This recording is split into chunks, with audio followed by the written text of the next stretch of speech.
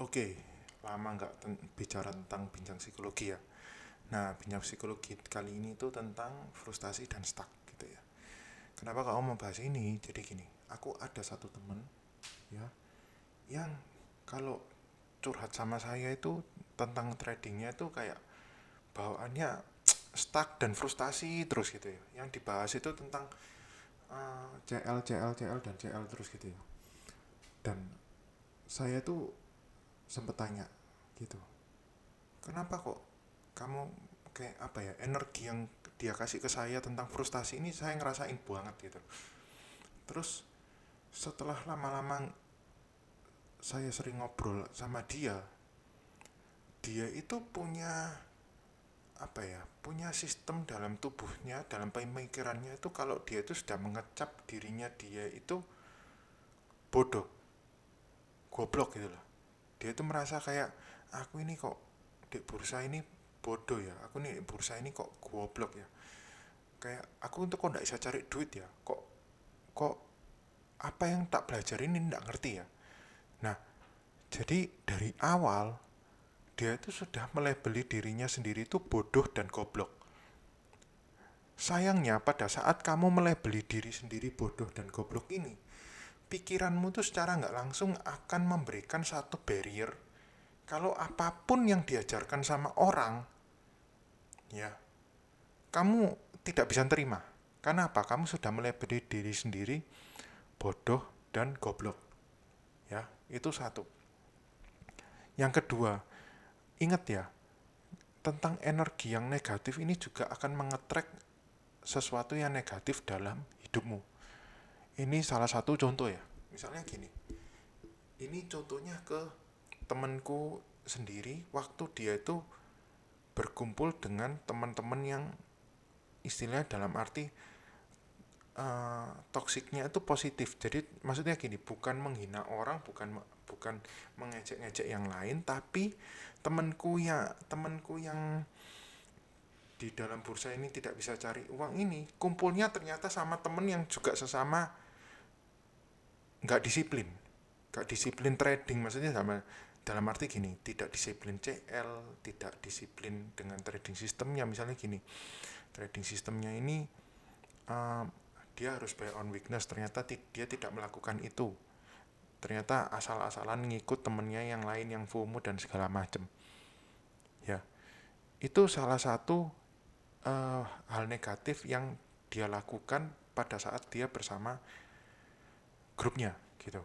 Dan setiap kali aku menekankan keluarlah dari grup tersebut, dia itu nggak bisa terima gitu loh. Kenapa? Karena setelah tak telusuri lebih dalam lagi, karena dia itu nyaman dengan grup tersebut. Kenapa kok kadang ada pemikiran ya, orang kenapa kok uh, bisa nyaman dengan grup yang negatif?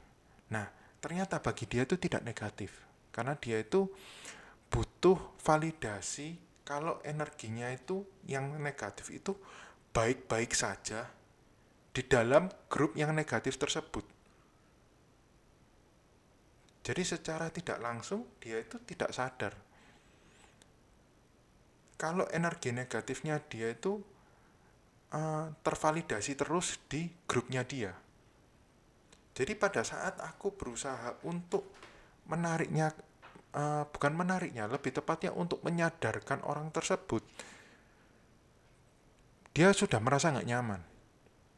Paling gampang contoh, aku bilang disiplin CL, ya, dan dalam tanda kutip ternyata dia tidak bisa melakukan hal itu karena dia merasa kayak nanti suatu saat bakal naik. Loh, kok aku bilang kok tahu bakal naik gimana? Dan ternyata itu perasaan itu divalidasi oleh grupnya temanku itu tadi. Dia bilang, oh ini apa, bandarnya masih di dalam apa segala macam lah, dengan alasan dia kayak gitu ya. Terus ternyata aku tanya lagi tentang grup itu isinya seperti apa sih, aku bilang grup teman-temannya itu. Dan ternyata grup teman-temannya itu ya isinya kayak dia semua. Ada yang nyangkut saham A, saham B, saham C, saham D, saham E, saham F, sembarang saham itu pasti ada sangkutnya. kayak gitu. Sedikit-sedikit tuh video floating profit gak ada, kayak gitu. Profit dikit diambil, profit 3%, 4% diambil, tapi floating loss 20% gak berani keluar, gak berani take the risk, gak berani cut loss. Saya sudah jelaskan cara saya trading pun gak diterima. Jadi dia kayak tidak berani terima perubahannya, kayak gitu.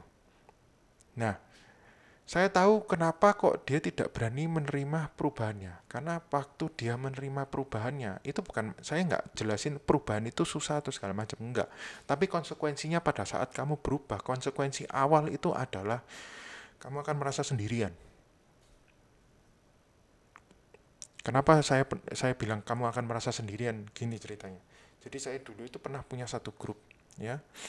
Saya nggak usah sebut grupnya. Kalau misalnya orangnya dengar podcast ini, saya nggak nyalain gurunya, tapi saya lebih ke grupnya. Oke. Jadi grupnya ini aku jelasin cara trading gini-gini dan segala macam. Masalahnya lebih banyak gak terimanya kalau saya itu yang berkembang sendirian. Gitu. Ya, aneh ya. Jadi dia itu tidak terima karena saya berkembang sendirian. Ya, saya mau ngajak mereka berkembang, ternyata mereka tidak mau. Tidak maunya apa? Saya kasih tahu metodenya, saya disangkal terus. Kayak itu. Dan akhirnya saya memutuskan untuk keluar dari grup tersebut. Dan kalian tahu, saya merasa kesepian di dunia bursa waktu itu kira-kira ada mungkin 3-4 bulan. Benar-benar sendirian. Kayak gitu. Gak ada teman diskusi, gak ada apa, ya benar-benar saya sendirian. Saya riset-riset sendiri, saya ngetes sendiri, backward test, forward test sendiri, gitu terus. Sampai dalam satu titik, akhirnya energi saya yang membaik ini akhirnya menarik orang-orang yang punya energi dan frekuensi yang sama, kayak gitu ya. Audio podcast ini sebenarnya singkat aja seperti ini. Mungkin audio podcast ini banyak membantu kalian yang merasa stuck dan frustasi. Kalau kalian stuck dan frustasi, cepat-cepatlah rubah energi kalian. Cepat-cepatlah kalian keluar dari grup yang memvalidasi energi tersebut. Oke? Sekian audio podcast kali ini.